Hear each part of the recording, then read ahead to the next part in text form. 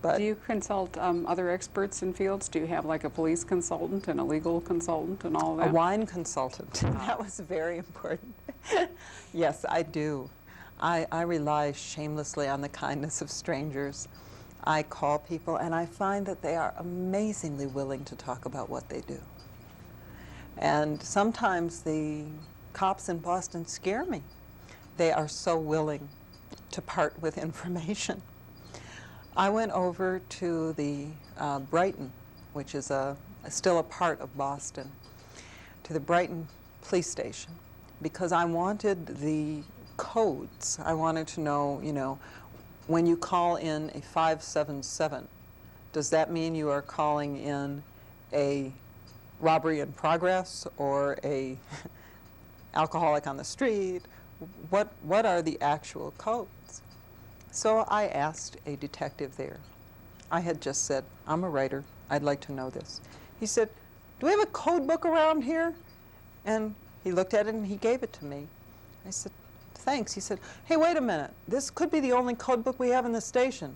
Hang on, I'll have him Xerox it for you. And I thought, oh dear, what if I were a criminal? What if I had malevolent intent here? You know, do I look that honest? I don't know. But he scared me. He really did. Maybe it's because it's Boston. I mean, you'd have to go to some trouble not running over. What was it you said to me at one point? You said, Carlotta, driving the cab, have to be very careful not to run over a mystery writer in Boston?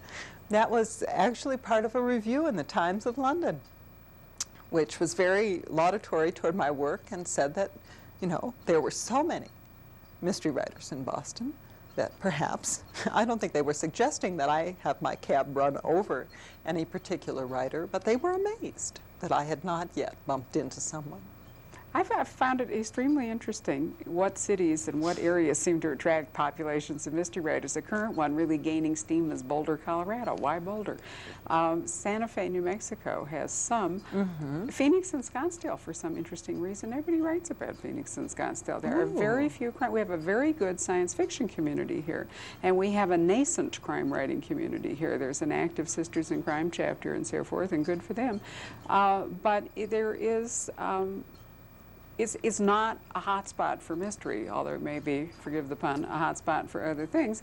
And Boston is, and I often wonder why so. You know, maybe it's just that people who write like to live in Boston. I mean, it may have nothing to do with the environment. It may just be it's a great place to live. It is a great place to live. There is also a wonderful tradition of political corruption, not unlike Louisiana's. So that adds to it. A lot of people come there to go to school and then just don't go home. What about the class system in Boston? Do you think that the fact that there's that kind of caste system encourages, because you get people who are more concerned maybe with reputation and with class position than in other cities in America? Yes. I think that Boston is perfect because it's geographically a very small city. You have a lot of different ethnic groups that have never meshed. They all have their own little enclave, and you can go from one to another. And one of the reasons Carlotta is a cab driver is so that she can gain entree to these different places. Then you drive for an hour, you've got mountains, and you drive, you've got the ocean, great dumping ground. You can get to, you can get to Cape Cod. You can get to very isolated places in Maine very quickly. So it has good geography that can change a lot very quickly. And it has the Brahmin class who are very concerned about appearances.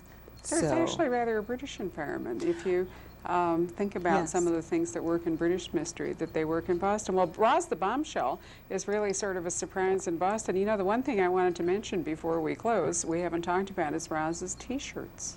Oh yes, Roz's T-shirts are very important. That sort of just happened in the first book. I decided to give her an outstanding body. And I thought, what shall we clothe this woman with this incredible body in? And I said, a wardrobe of particularly odd T-shirts, because I do see many odd T-shirts in the Boston area. Students, people in Fenway Park, wear very odd t-shirts. And since her first t-shirt appearance, people have sent me remarkably funny, obscene, strange t-shirt mottos for her. And I hope they keep on coming.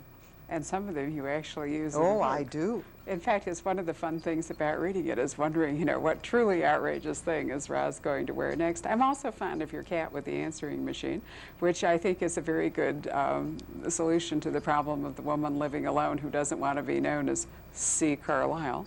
Yes. So instead we have the cat. It's fun to review your books, you know, because there's a lot of fun stuff in them that as a book reviewer I can talk about. I really love it. The cat with his own answering machine, Roz, you know, with the amazing chest slogans and, you know, and the multicolor hair and, you know, the good lover and the bad lover and Carlotta on the street in the cab driving the mean streets and then walking the mean streets. You know, you're just an ideal writer for the reviewer because it's so much fun. And then additionally, you write so well. Thank you. Well, I thank you, and I particularly want to thank you for coming to Scottsdale once again. And my fondest hope is that you said you were planning on changing publishers? Yes, I am. So I'm hoping that Hyperion, with whom we have a great relationship, as we have had with Delacour, will encourage you to come back and see us more often. I'd love that. And are you working on a new book, even if it's going to come slow? I am working on a new book. I know what it's about, but I don't know when it will be finished. Well, that's a wonderful hook on which to close. Thank you very much for joining us for another event in our criminal calendar.